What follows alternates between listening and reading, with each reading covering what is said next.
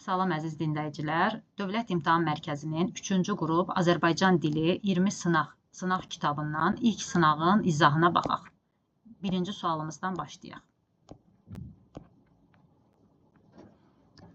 Bizə nə deyir? Bizə deyir ki, Eyler-Venn diaqramına uyğun fikirləri müəyyən edin. Birinci sözümüz diaqnoz sözüdür. Biz bilirik ki, burada İA iki hərf birləşməsi arasına Y samiti əlavə olunur. Yəni bu sözün tələffüzü olur belə diaqnoz şəklində. Tələffüzü yazaq. Olur diaqnoz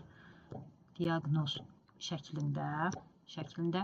Digər sözümüzdə də fəxriyə sözündə görürük ki, fəxr sözün köküdür, İyə şəkilçidir və bu məqamda da tələffüzdə şəkilçidə olan qoşa Y samitlərindən biri düşür. Tələffüzümüz olacaq fəxriyə şəklində. Fəxriyə şəklində. İndi baxaq görək uyğun variant hansıdır. Bizə deyir, ikinci heca ancaq saitdən ibarətdir. Baxırıq ki, burada ikinci heca diaqnoz samit də var. Ona görə bu fikir səhvdir. Bizdən uyğun fikirlər, düzgün fikirlər istəyir. Səsin sayı hərfin sayından çoxdur. Bəli, gördük ki, bura Y əlavə olundu. Deməli, bu fikir düzgün fikirdir. Tərkibində xışdırıq samitin cingiltili qarşılığı var. Bəli, cingiltili qarşılığı Y samitidir. Burada da Y-mız var. Bu birisi tərəfdə də fəxriyə sözündə də Y samiti var. Deməli, bu da düzgün fikirdir.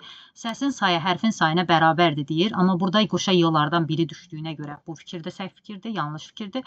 Ahəng qanununa tabedir. Bəli, söhbət ikinci sözümüzdən gedir. Bu da ahəng qanununa tabedir. Deməli, sualımızın düzgün cavabı olacaq 2, 3, 5. B variantı. Gəldik ikinci suala. Sətirdən sətrə keçməyən sözləri bizdən istəyir. Baxırıq A variantına. Deməli, bir səsi, hərfin nədir? Sətrin başında saxlamaq, yaxud digər sətrə keçirmək düzgün deyil. Ona görə, məsələn, biz A-da əziz sözünü, bəli, şərtimizi ödəyən kimi söz kimi götürə bilərik, amma maraq sözü şərtimizi ödəmir, ona görə A variantı olmaz. Tələ sözündə sətirdən sətrə keçirə bilirik, tələ şəklində, rəssamı da keçirə bilirik, ulduzu da keçirə bilirik. Deməli, sualımızın cavabı ola bilməz. Gələk E variantına. E-də uzaq şəklində, yəni bir səsi dediyimiz kimi saxlamaq, digər sətrə keçirmək olmaz. Ona görə də E variantdakı sözlərimizin heç biri sətirdən sətrə keçmir. Üçüncü suala baxaq. Q hərfinin tələffüzü ilə bağlı bizdən uyğunluğu istəyir. Deməli, Q kimi tələffüz olunur. Baxaq görək hansı sözlərdə Q hərfi, belə deyək də, yazıldığı kimi, elə olduğu kimi tələffüz olunur. Baxırıq B variantında iştirak sözündə Q olduğu kimi tələffüz olunur. Sonra tamahkar E variantında da tamahkar sözündə də Q olduğu kimi tələffüz olunur. Xışdırıq kimi tələffüz olunur hansı məqamda? Bax, burada bir dənə bu çiçək sözündə incə saitdən sonra gələn bu Q samiti bu hissəsini verir. Deməli, bu da olacaq G variantı.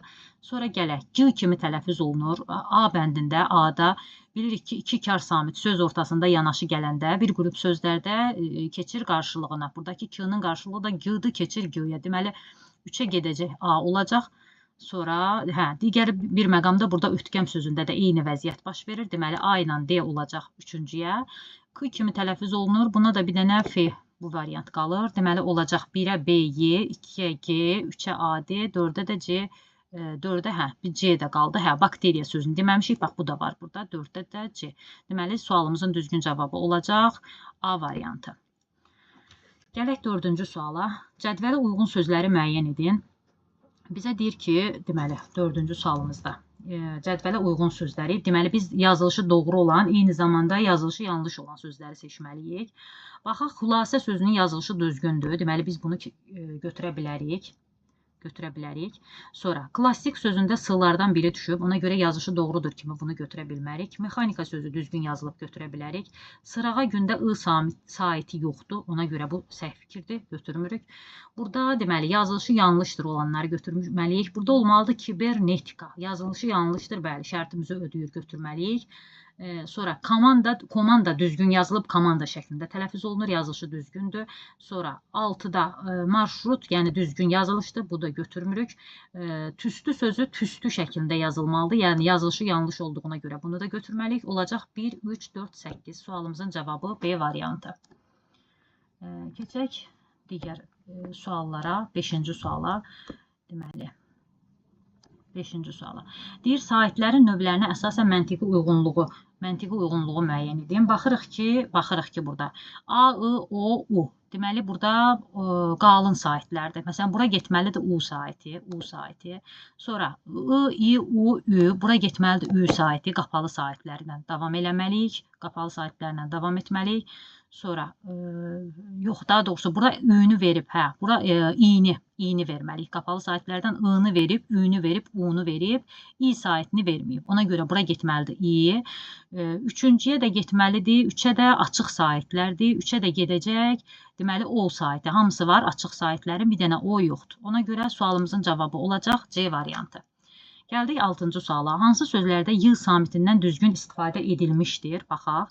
Mənəviyyat sözündə düzgün istifadə edilmişdir. Düzdür, mənəviyyat qoşa yığınandır, məhdudiyyət düzgündür. Amma tərbiyədə bir Y var, burada düzgün istifadə edilməyib. Sonra gəlirik ədliyyə sözündə. Ədliyyə düzgündür. Anarxiya sözü düzgündür. Ciddiyyət sözü də düzgündür. Yəni, bu sualımızın cavabı 6-cı testdə olacaq B variantı. Xasiyyətdə qoşa Y-lardan biri düşüb. Yəni, əslində qoşa Y olmalıdır. 2 Y ilə yazılmalıdır. Ona görə bu da səhvdir. Cərrahiyyədə, yəni cərrah İ-yə burada da olmalıdır. Yəni ki, Y-nın biri düşüb. Heysiyyətdə də heysiyyət düzgündür. Təhkiyyədə amma qoşa Y-lardan biri olmalıdır. Yəni ki, təhkiyə bir Y ilə yazılmalıdır. Bu da şərti ödəmir. Ona görə bu da səhvdir və sualımızın cavabı olacaq 6-da B variantı. Gəldik növbəti sualımıza, 7-ci sualımıza. 7-də bizə nə deyir? 7-ci sualda deyir ki, hansı sözlərdə ahəng qanunu pozulmuşdur? Baxırıq, ahəng qanunu pozulmuşdur. A-da üslub sözündə pozulub, kontekst sözündə pozulub, rəssam sözündə pozulub. Elə 7-ci sualımızın cavabı A variantıdır. Yəni, digərlərinə baxsaq, məsələn, görəcəyik ki, hamısı ahəng qanununa tabedir. Deməli, burada da vaxt itirməyə ehtiyac yoxdur. Baxaq, vətənpərvərlik sözünün fonetik təhlili ilə bağlı yanlış fikirlərə. Birinci, burada sözün tələffüzünü yazaq. Burada. Vətənpərvərlik şəklində tələffüzü yazaq. Deməli, bizdən yanlış fikirlər istəyir. Görək nədir? 5 hecadan ibarətdir. Vətənpərvərlik. Bəli, görürük 5 hecadan ibarətdir. Bu doğru fikirdir. Yanlışları istədiyinə görə buna çıxırıq. Yazışı və deyilişi arasında bir fərqli məqam var. Vətənpərvər. Burada yazılışla deyiliş arasında 2 fərqli məqam var. Gördüyümüz kimi L, R-ya keçdi. Q da xışdırıq oldu. Ona görə 2 fərqli məqam var. Yanlış fikir kimi bunu götürürük. 6 cingiltili üçkar samit var. Baxırıq cingiltili samitlər 1, 2, deməli 3, 4, 5, 6. 6 cingiltili samit. Deməli 3 dənə də kar samitimiz. T var, burada P var, bir də xışdırıq. Bəli, bu şərtdə ödüyür. Ona görə götürmürük. Yəni düzgün fikirdir. 3 cingiltili samitin kar qarşılığı yoxdur. Biz burada baxırıq 3 cingiltili samitin kar qarşılığı yoxdur deyir. Baxaq görək hansıların. V-nın qarşılığı var. N-nın qarşılığı yoxdur. 2 dənə 3 cingiltili samitin kar qarşılığı yoxdur deyir. Burada deməli baxaq bir də. V-nın qarşılığı var. N-nın yoxdur. R-nın yoxdur. R-nın yoxdur. Vətən. Daha doğrusu burada vətən. Deməli burada bir N. Pərvər sözündə pərvər. Burada bir R. 2, 3, 4 cingiltili samitin qarşılığı yoxdur. 3 yox. Ona görə bu da yanlış fikirdir. Götürürük. Ahəng qanununa tabe deyil. Baxırıq vətənpərvərlik. Ahəng qanununa tabedir. Ahəng qanunu ilə bağlı elə bir problemimiz yoxdur. Deməli. Tabe deyildir, deyir. Vətənpərvərlik. Hədə bu da, yəni ki, ahəng qanununa tabeydir. Ona görə yanlış fikirdir. Ona görə bu da səhv cavab kimi bunu da götürürük. Saitləri incədir. Gördüyümüz kimi, bəli, sözdəki bütün saitlər incədir. Bizdən yanlış fikirlər istədiyinə görə sualımızın cavabı olacaq 2, 4, 5 C variantı. Gələk 9-cu suala. Hansı bənddəki bütün sözlər hecalara düzgün ayrılmamışdır, deyir. Hecalara düzgün ayrılmamışdır. Melodram düzgün ayrılıb, İstanbul, gənclik düzgün ayrılıb, bunu çıxırıq. Məktəbli, zərb, yəni burada bütün sözlər dediyinə görə, məktəbli düzgün ayrıldığına görə bunu götürmürük. Qalxanvari olmalıdır. Burada da, yəni birinci sözümüz səhv ayrılıb.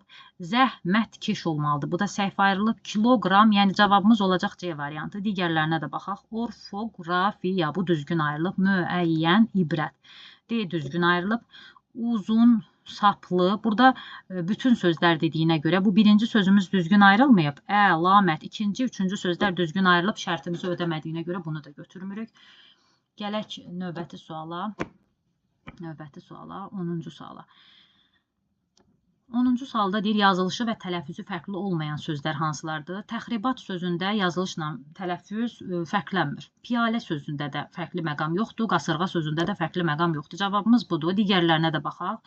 Məsələn, plakatda dəyişmir, investor, konferans, burada da fərqli məqam var. Deməli, bu cavab ola bilməz. Müsibətdə dəyişmir, övlad, şagird, bunlarda da fərqli məqam var. Şabalıt, vağzal, varlı, burada da iki sözdə fərqli məqam var. Limonlu, fosfor, açıqlıq.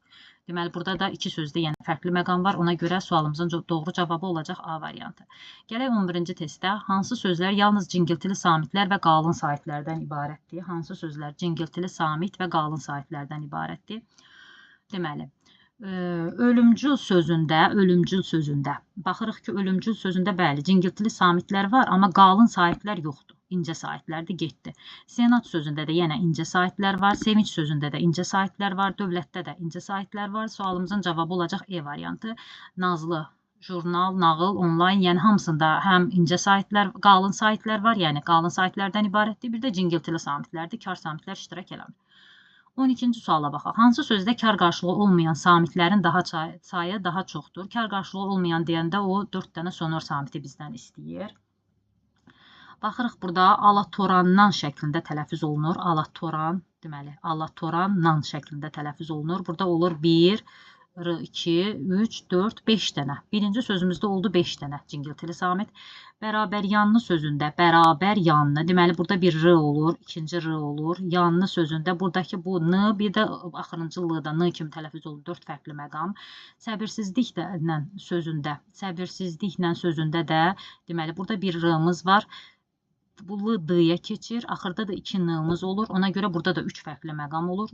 Əhəmiyyətli sözündə, deməli, burada bax 4, burada 3, sonra əhəmiyyətli sözündə əhəmiyyətli. Burada ümumiyyətlə fərqli məqam yoxdur. Daha doğrusu, qarşılığı olmayan samit yoxdur. Bir dənə var, o da bizə kar qarşılığı olmayan dediyinə görə, burada bir dənə özü kar olub cingiltili qarşılığı olmayan samit var. Ona görə sualımızın şərtimizə uyğun gəlmir. Qaranlıqdan sözündə də yenə bir fərqli samit qarşılığı olmayan samit, 2 qaranlıq, burada 3-cü, axırda da 4-cü. Deməli, qaranlıqdan, 4 dənə olur. Bu da sözdə də 4 dənə olur. Deməli, A variantında ən çoxdur, 5 dənədir. Deməli, sualımızın cavabı olacaq A variantı. Keçək digər suallarımıza baxaq. Deyir bizə, nə deyir? Deyir, uyğunluğu müəyyən edin. Yazıldığı kimi tələffüz olunur. Fərqli saitlə, tələffüz fərqli saitlə bağlıdır. Tələffüz fərqli samitlə bağlıdır. Deməli, burada tələffüz fərqli saitlə bağlıdır olacaq monolit, monolit. Monolit 2-yə gedəcək A variantı. Həmişə də ümumiyyətlə yazıldığı kimi tələffüz olunur. 1-ə gedəcək. Küskün sözündə tələffüz fərqli samitlə bağlıdır. 3-ə gedəcək C variantı. Gender sözündə heç bir dəyişiklik yoxdur, gedəcək D-yə. Sonra mənbə sözündə də yenə N samiti M kimi tələffüz edilir. Tələffüz fərqli samitlə bağlıdır. 3-ə gedəcək E.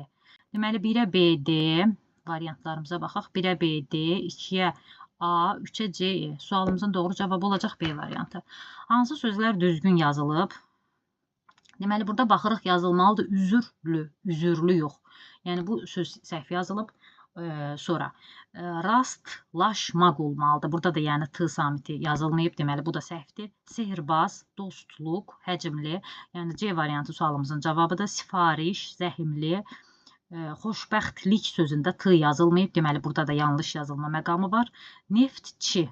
Yəni, burada da neftçi, sədrlik bu düzgün yazılıb. Müdir yazılmalıdır. Bu da sualımızın şərtini ödəmir. 15-ci suala gələk. O saitinin tələffüzü ilə bağlı bizdən doğru nümunələr istəyir. Deyir ki, o kimi tələffüz olunur. Deməli, 15-ci sualımızda o kimi tələffüz olunur. Deyir, nə? Viktorina sözündə, Viktorina kimi, o A kimi tələffüz olunur. Bax, burada A kimi tələffüz olunur. Bizə o kimi, deməli, doğru fikirlər istədiyinə görə bunu götürə bilmərik. İnformativ sözündə də A kimi tələffüz olunur. Burada da şərtimizi ödəmir. Bunu da götürmürük. İri, deməli, iri tonnajlı. Burada necə deyir? İri tonnajlı. Burada o kimi tələffüz olunur. Burada tonnajlı deyə bilmərik. Ona görə 3-ü götürürük. Yəni 3 O kimi tələffüz olundu. A kimi tələffüz olunanları bizdən istəyir. Dosentdə dasent kimi tələffüz olunur. Burada da A kimi tələffüz olunur. Deməli A kimi götürə bilərik 4-ü. Sonra onu burada rapsodiya o saatindən söhbət gedir. Elə o kimi tələffüz olunur. Burada vokal kimi tələffüz olunur. Deməli A kimi tələffüz olunur və sualımızın cavabı olacaq D variantı. Keçək növbəti sualımıza. Tələffüzü yanlış verilmişdi. 16-cı sualımıza baxaq. 9, bəli, 2 kar samitdən, yəni qoşa qı samitlərin birincisi keçir qarşılığına. Ona görə bunun tələffüzü düzgündür. Əlbəttə də, yenə əlbəttə bu da düzgündür. Nəqqaşda, bax, burada səhv addadır. Qoşa qılardan birincisi keçir qarşılığına, ikincisi yox. Ona görə səhv məqam buradadır. Mütərəqqi, yenə birincisi keçir, düzgündür. Təşəkkür. Burada da, yəni karlarda da, K samitində də ikincisi keçir. Bu da düzgündür. Sualımızın cavabı olacaq C variantı. Gələk 17-ci testimizə. Hansı sözlərə saitlə başlanan şəkilçi artırıldıqda qığı əvəzlənməsi baş vermir? Deməli, bilirik ki, bu qığı əvəzlənməsi baş verən sözlər milli mənşəli sözlərdir. Yəni, burada da monoloq sözündə baş vermir. Monoloqun deyə bilmərik. Yəni ki, birinci sözümüz uyğur baş vermir deyirsə, birinci söz uyğundur. Məntiq sözü də dəyişmir, aşiq sözü də dəyişmir. Sualımızın cavabı A-dır. Bunlara da baxaq, hərəsindən bir sözə heç olmasa. Bulaq sözündə bulağın şəklində olur, toyuğun. Burada məsələn uşağın, burada üfiq, aşiq olmur, amma bulağın şəklində olduğuna görə bunlar hamısı yanlış cavablardır. Sualımızın cavabı olacaq A variantı. Gələk 18-ci suala. Hansı sözlərdə Q samiti G kimi tələffüz olunur? Q, G kimi tələffüz olunur. Vəkalət sözü olduğu kimi tələffüz olunur. G kimi tələffüz olunmur. Ona görə bunu çıxırıq. Mürəkkəb sözündə Q-nın biri, bəli, mürəkkəb. Təşkilat, 18-ci suala baxırıq. 18-də deməli, təşkilat sözündə də Q, G kimi tələffüz olunur. Sürtkü sözündə də Q, G kimi tələffüz olunur. Ona görə cavabımız olacaq bu. Burada baxaq, müdrik sözüdür, peşəkar sözüdür. Yəni, bunlarda burada dəyişmə baş vermir. Müdrikdə də yenə vermir. Mürəkkəbdə də birinci Q, mürəkkəb şəklində olur. Yəni, burada da bizə G kimi, yəni ikisi, məsələn, burada dəyişmir 100%. Ona görə bu variantda ola bilməz. Bir dəyişməyən məqam var. Burada da vokalda K kimi tələffüz olunur. Müşkül, lirika, burada da yenə lirika sözündə dəyişmir. Məktubda fərqli G kimi tələffüz olunmur. Xışdırıq kimi tələffüz olunur. Sualımızın cavabı olacaq B variantı. Gələk növbəti testimizə, 19-cu testimizə. 19-da deyir ki, hansı söz birləşməsinin asıl tərəfinin son samiti cingiltili tələffüz olunur? Deməli, biz baxırıq ki, bizim qaydamıza əsasən BDGC ilə bitən sözlər, sonu BDGC ilə bitən sözlər özündən sonra samit gələrsə və yaxud tək tələffüz olunarsa, həmin samit, bu cingiltili samitlər keçir kar qarşılığına. İndi burada yenə həmrəng güllər, deməli, özündən sonra kar samit, daha doğrusu özündən sonra samit gəldiyinə görə bu G-nın tələffüzü olacaq Q kimi. Və G da Q kimi tələffüz olunduğuna görə bu kar yox, daha doğrusu cingiltili asıl tərəfin son samiti deyil, cingiltili olsun. Cingiltili yox, kar olur. Ona görə bu variant ola bilməz. Limonatda da yenə özündən sonra gələn sözə baxırıq. Limonat resepti, burada da T olur. Soyuq havada son samit cingiltili tələffüz olunur. Burada da yenə soyuq hava, Q samiti də özündən sonra samitlə başlanan söz gəldiyinə görə milli sözlərdə olur X kimi. Burada da tələffüz fərqli olur. Qazanc yeri yenə samitlə başlanan söz gəlib. Olmalıdır bu C-nın tələffüzü Ç kimi. Yəni bu da şərtimizə uyğun gəlmir. Amma gənc insanda özündən sonra gələn sözün ilk hərfi saitlə başlayır. Ona görə burada bu tələffüz elə olduğu kimi cingiltili, son samiti cingiltili tələffüz olunacaq. Sualımızın cavabı olacaq E variantı. 20-də deyir, sözlərlə bağlı düzgün fikri bizdən istəyir. Nəhəng, 2 incə, baxaq tələffüzü, bir dəqiqə yazaq bura, bax. Deməli, nəhəng şəklində yazaq. Deyir, 2 incə, açıq, dodaqlanmayan, bəli, 2 incə, açıq, dodaqlanmayan sait və bir kar samit, amma bizdə 2 kar samit var. H-la K, yəni 2 kar samit var. Ona görə bizdən düzgün fikri istədiyinə görə A getdi. Sonra baxırıq, politoloq sözü deməli politoloq şəklində tələffüz olunur. Bir incə sait, i saitimiz var. Qapalı saitimiz politoloq, yenə qapalı saitimiz var. Bəli, i həm də qapalıdır. 3 qalın politoloq, bəli, o adı, odu, bəli. Açıq sait, 3 qalın açıq sait, düzdür. Və 2 cingiltili 3 kar samit var. Bu sözün də tələffüzünü bir dənə yazaq bura. Deməli olacaq politoloq. Politoloq şəklində. Deməli, burada baxırıq. Burada iki cingiltili burada L var, bir də L var. L var, bəli.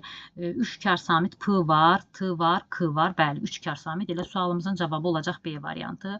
Səssizlik sözünə də baxaq. Bunun da tələffüzünü yazaq. Bura səssiz şəklində tələffüz olunur, səssizlik.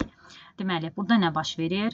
3 incə, düzdür, 3 incə var, qapalı var, qapalı sait, 4 kar, 2 cingiltili samit var. Burada kar samitlər 1, 2, 3, 4, amma 2 cingiltili 4 kar, deməli, səssiz 1, 2, 3 cingiltili, 3 kar, daha doğrusu 4 kar. 4 kar var, 2 cingiltili sait var.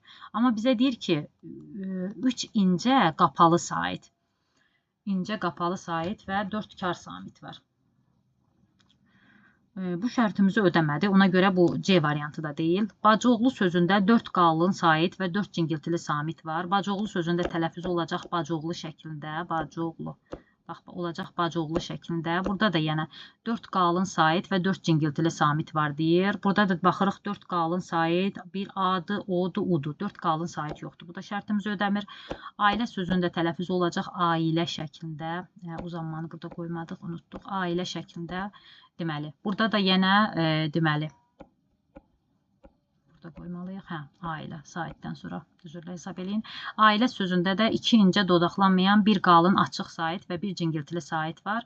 Deməli, burada da sualımızın cavabı nə olacaq? Deməli, deyir 2 incə dodaqlanmayan, burada ə ilə 2 incə dodaqlanmayanda bir qalın, bəli, bir qalın açıq sait var və bir cingiltili deyir, amma bizim sözümüzdə 2 cingiltili samit olduğuna görə bu da şərti ödəmir. Gələk növbəti sualımıza. Deyir ki, şəkilçilər hansı bənddə? Şəkilçilər hansı bənddəki sözlərdə artıcılıqla artırılsa, bir şəkilçi, bir söz prinsipi ilə ahəng qanunu pozulmaz. 21-ci testimizə baxaq. Deməli, ardıcıllıqla, hansı bənddəki sözlərə ardıcıllıqla artırılsa, bir şəkilçi, bir söz prinsipi ilə ahəng qanunu pozulmaz. Deməli, yaşıllıq, məsələn, yaşıl sözünə bu lığı artırsaq, ahəng qanunu pozulmaz. Bayraq sözünə darı artırsaq pozulmaz. Yola yoldaş artırsaq pozulmaz. Orduya ordugah artırsaq pozulmaz. Şərtimizi bu ödəyir. Uşaqlıq pozulmaz, amma xəzinədar pozular. Ona görə bu olmaz. Yaxşılıq pozulmaz, amma əməkdar pozular. Bu da ödəmir. Bacılıq pozulmaz. Hesabdar pozulmaz, sirdaş pozulmaz, amma ibadətgah, daha doğrusu burada heç hesabdaş sözünün özündə, kökündə ahəng qanunu pozulub. Yəni bu sözə görə bu variantda şərtimizi ödəmir. Bağçılıqda uyğun gəlir, evdarda amma ahəng qanunu pozulur. Ona görə bu da bizim şərtimizi ödəmir. Tələffüz baxımından yanlış olanı bizdən istəyir. 22-ci testimizdə tələffüz baxımından yanlış olanı istəyir. Deməli, mühafizə sözündə uzanma var, tələffüzü düzgündür. Sevincəkdə yenə kil samiti gördüyümüz kimi, xışdırıq kimi tələffüz olunub düzgündür. Bu qoşa qılardan birincisi saqqız şəklində. Saqqız, birinci qı, k qarşılığına keçir qının, k kimi tələffüz olunur. Ona görə yanlış cavab budur.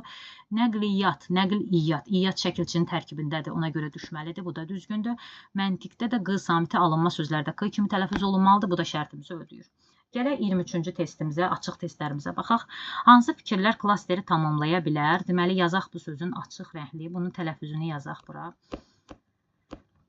Deməli, açıq rəngli. Yazaq tələffüzü. Deyir, hərf və səs tərkibi sayca eynidir. Bəli, say baxımından fərqlilik yoxdur. 5 hecadan ibarətdir. Açıq rəngli. Deməli, bu 5 hecadan ibarətdir, 4 hecadan ibarətdir. Bu şərti ödəmir. Tələffüzündə 2 fərqli məqam var. Gördük ki, bəli, bir fərqli məqam burada, bir fərqli məqam da burada. 2 fərqli məqam var. Deməli, düzgün cavabdır. Sonra, ahəng qanuna tabedir deyir. Burada ə var, ı var, a var. Deməli, tabe deyil. Sözdə 3 qalın, 1 incə sait var. 1 qalın, 2 qalın, yox, 2 qalın, 2 incə sait var. Bu da şərti ödəmir. Kar və cingiltili samitlərin sayı bərabərdir. Deməli, 1 kar, 2 kar, 3 kar, 1, 2, 3 də cingiltili. Bəli. Deməli, kar və cingiltili saitlərin sayı bərabərdir. Sualımızın doğru cavabı olacaq 2 və 5. Keçək 24-cü testimizə. 24-cü testimizə. Deyir, hansı cümlələrdə ahəng qanuna tabe olmayan bir söz var? Baxaq görək 24-də nədir sualımızda cavab. Dalğavari Burada dalğa vari. Bax, bu vari şəkilçi ahəng qanunu pozub eləməsə bir sözümüz budur.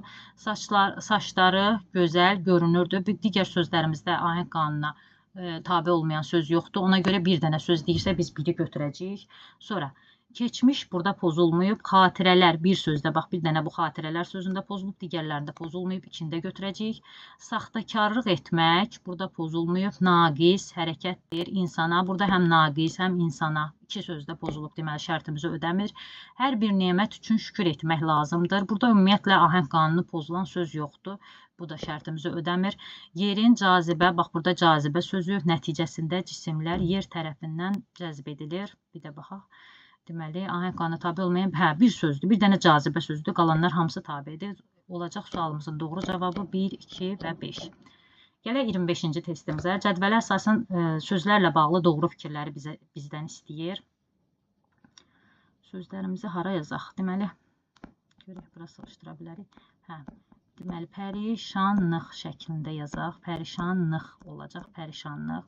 Burada da olacaq innovasiya. İnnovasiya olacaq. Baxaq, görək nədir. Deməli, deyir, 3 kar samit var. Bizdə Venn diaqramı kimi deyil, yəni ortaqlıq axtarmırıq. 3 kar samit var. Deməli, bizdən doğru fikirlər istəyir. Pərişanlıq sözündə p var, ş var, axırda da x var. 3 kar samit ödür, bəli, var. Ahəng qanunu pozulub, pərişan, var, a var, ahəng qanunu pozulub. Bu da bizim şərtimizi ödəyir. Sonra, yazılışı və tələffüz arasında 2 fərqli məqam, pərişanlıq, bəli, l samiti n-ya keçdi, q da x-ya keçdi. 2 fərqli məqam var, bu da ödəyir. 1, 2, 3. Baxaq digər sözə. İnnovasiya, yazışı deyilişi arasında fərq yoxdur deyir, amma o aya keçdi. Deməli, bu səhv fikirdir, ödəmir. Saitlərin hamısı dodaqlanmayandır. İnnovasiya, bu da düzgün fikirdir. Deməli, olacaq 1, 2, 3, 5. Sözdəki n samitlərindən biri tələffüz olunmur. İnnovasiya, qoşulan n-larda elə bir məqam yoxdur. Ona görə bu da səhv fikirdir. Olacaq cavabımız 1, 2, 3 və 5. Keçək növbəti sualımıza. Bizə deyir, kar samitlə bitən sözləri müəyyən edin. Baxaq, gəlmişdi sözünün tələffüzü bilirik ki, olur gəlmişdi. Burada xəbərli şəkilsində bu r tələffüz olunmur. Yəni, bu kar samitlə bitir, şərtimizi ödəmir. Rüsvayçılıqda olacaq tələffüz rüsvayçılıq şəklində, deməli, rüsvayçılıq şəklində. Bu da bizim şərtimizi ödəyir. Yəni, kar samitlə bitən x ilə bitir. Deməli, 2-ni götürəcəyik. Sonra 2-ni götürəcəyik. Diqqətlə sözü tələffüz olunur necə? Diqqətlə şəklində. Burada da cingiltili samitlə bitir, şərtimizi ödəmir. Rəngsaz sözü yenə rəngsaz şəklində tələffüz olunur. Rəngsaz şəklində tələffüz olunur. S da cingiltili samitdir. Bu da şərtimizi ödəmir. Sabitlik sözü də tələffüz olunur. Sabitlik şəklində xışdırıqla. Bu da bizim şərtimizi ödəyir. Deməli, sualımızın cavabı olacaq 2 və 5. Gəldik 27-ci testimizə. 27-ci testdə bizə deyir ki, sözlərə aid uyğunluğu müəyyən edin. Deməli, baxaq, burada da yenə sözlərin tələffüzünü yazaqmı? Bax, belə baxaq, burada sığışmayacaq. Yəni, sərf qamətdir. Burada deməli, qamətdir. Burada l-d kimi tələffüz olunacaq. Manipulyasiyada dəyişiklik yoxdur. Qubarranmaq. Burada da qubarranmaq. 3 dənə fərqli məqam var. İndi bizə nə deyir? Bizə deyir ki, birinci testdə sərf qamətdir. Görək, yazışı və tələffüz arasında 3 fərqli məqam var. Biz dedik ki, yazışı və tələffüz arasında 3 fərqli məqam bu qubarranmaq sözündə var. Ona görə A gedəcək bura. İncə saitlərin sayı qalın saitlərin sayından çoxdur. Baxaq, burada 1, 2, 3 incə var. 1 qalın var. Ona görə bu gedəcək bura. Burada necədir? 2 incədir, qalınlar çoxdur. Ona görə 1-ə gedəcək B variantı. Sonra C-yə baxaq. Deyir, 1 incə sait işlənib. 1 incə sait burada 1, 2 dənədir. Burada 1, 2 dənədir. Burada da heç incə sait yoxdur. Ona görə bu C variantı heç birinə uyğun gəlmir. Yazılış və tələffüz arasında heç bir fərq yoxdur. Manipulyasiya 2-yə gedəcək onda D variantı. D cingiltilidir, qarşılığı T samitidir. Sərf qamət D olduğuna görə, bəli, D buradakı T D-yə keçdiyinə görə D cingiltilidir. Bax, bu da gedəcək. E variantı da bax bura, sərf qamətdir. 1-ə olacaq, deməli, 1-ə olacaq B ilə Y, 1-ə olacaq B ilə Y, 2-ə olacaq D, 3-ə də olacaq A variantı. Keçək indi situasiyamıza, mətnimizə, görək bizdən nə istəyir. Mətnimizi oxuyaq. Pambıq çoxillik, isti və işıq sevən bitkidir. Vegetasiya müddətində pambığın yetişməsi üçün orta faydalı temperaturun cəmi 2500-3000 Selsidən az olmamalıdır. Becərilən pambıq əsas texniki bitkidir. Dünya toxuculuq sənayesi üçün lazım olan lifin təxminən 50% pambıqdan alınır. 100 kiloqram xam pambıqdan orta hesabla 30-35 lif alınır. Lifdən müxtəlif parçaların toxunmasında işlədilən iplik hazırlanır. Həmçinin avtomobil təkəri, tor və sair istehsalında istifadə edilir. Pambığın vətəni Hindistandır. Hələ eramızdan 3000 il əvvəl burada pambıq əkilirdi. Pambığın Misirdə becərilməsi haqqında ilk məlumat eramızdan əvvəl 1-ci əsrə aiddir. Çində yabanı pambığın lifi eramızdan əvvəl 2-ci əsrdə istifadə edilmiş, 7-9-cu əsrlərdə isə mədəniləşdirilmişdir. Qafqazda, xüsusilə Azərbaycanda pambıq qədim şərq ölkələri, əsasən İran vasitəsilə yayılmışdır. Mingəçevirdə arxeoloji qazıntılar zamanı 5-6-cı əsrlərə aid yanmış pambıq kələfləri və çiyidi tapılmışdır. Mənbələrdə Bərdə, Naxçıvan, Beyləqan, Şəmkir və bu kimi şəhərlərdə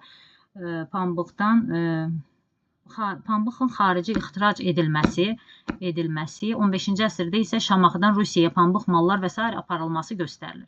17-ci əsrdən Azərbaycandan Rusiyaya pambıq ixracı genişlənmişdir.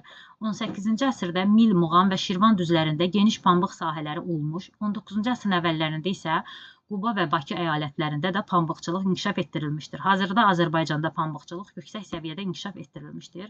İndi baxaq bizə nə deyir? Bizə deyir mətnin hissələrini adlandırın. Bilirik ki, mətnimiz 3 hissədən ibarətdir. Mətnin giriş hissəsi, əsas hissəsi, nəticə hissəsi. Oxuduğumuza əsasən, məsələn, giriş hissədə nədən danışılır? Giriş hissədə belə bir ad verə bilərik. Məsələn, verə bilərik pambığın becərilməsi.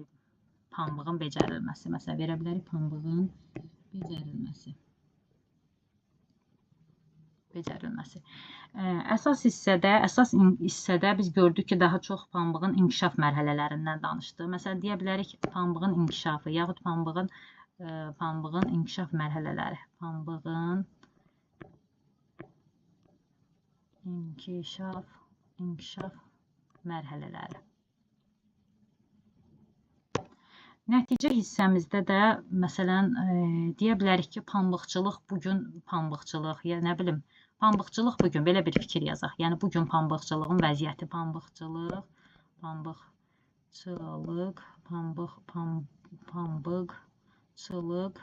bugün. Bax, belə mətnin hissələrinə biz adlar verə bilərik.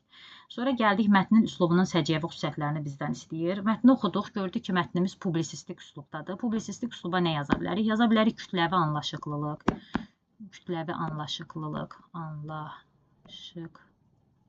yəni kütləvi anlaşıqlılıq. Yaza bilərik təsirlilik, aydınlılıq, xalq dilinə yaxınlıq və s.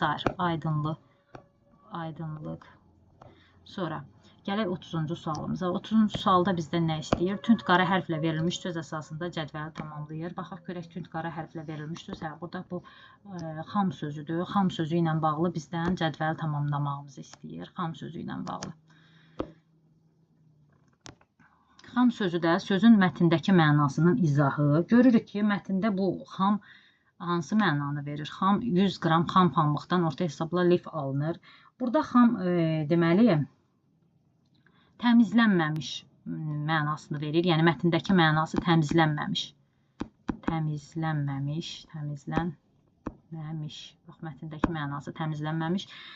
Sözün məcazi mənası, yəni burada bu informativ funksiyasında işlənmişdir. İndi onu digər, belə deyək də, məcazi mənada biz onu necə işlədə bilərik? Məsələn, deyirsən ki, ətrafımda xam adamlar çoxdur. Xam adamlar çoxdur, yəni işində, peşəsində xam olan adamlar barədə deyə bilərik, adamlar çoxdur. Burada da xam sözünü biz məcazi mənada, poetik funksiyada işlədirik. Sözün məcazi mənasının izahı da, məsələn, necə düşünə bilərik? Xam adam deyəndə necə deyə bilərik onu? Deyə bilərik ki, məsələn, belə deyək də, yetkin olmayan şəkildə deyə bilərik, yetkin olmayan şəkildə işlədə bilərik. Deməli, 30-cu sualımızın da izahına baxdıq. İnanıram ki, izahlarımız sizin üçün faydalı olacaq. Səhifəmizi bəyənməyi, rəy yazmağı unutmayın.